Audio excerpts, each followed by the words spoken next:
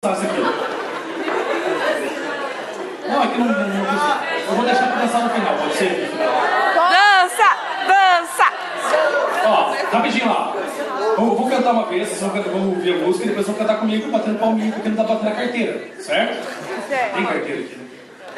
Vocês precisam dar. Ah, vá! Ó, é assim, ó. As coordenadas tenho que estudar, e se eu não aprender, eu vou me ferrar. A aditiva traz a soma adversativa oposição, e a alternativa vem me dar uma opção. A conclusiva justifica a primeira oração, e a explicativa me dá a explicação. Depois após o verbo, ou se pois antes do verbo ele é explicativo. Para pa pa pa pa pa Pá, pá, pá, pá. Para, pá, pá, pá, pá, pá, pá, pá. Beleza, já aprendi. Depois eu vou papar, né? Vamos cantar uma vez juntinho, rapidinho, só pra gente pegar isso aqui, que tem muita coisa pela frente ainda. Então vai lá, palminhas.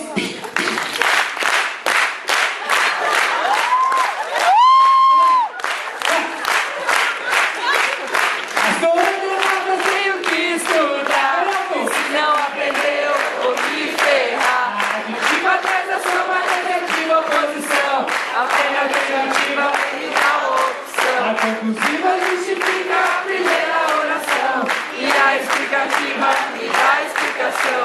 o Deus após o verbo se torna conclusivo, Depois antes do verbo ele é explicativo. para pa pa pa pa pa pa pa pa pa.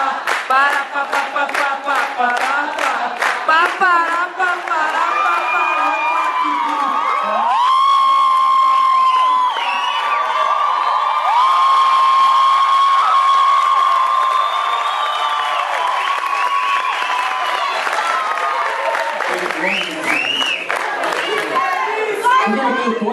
Gostosa!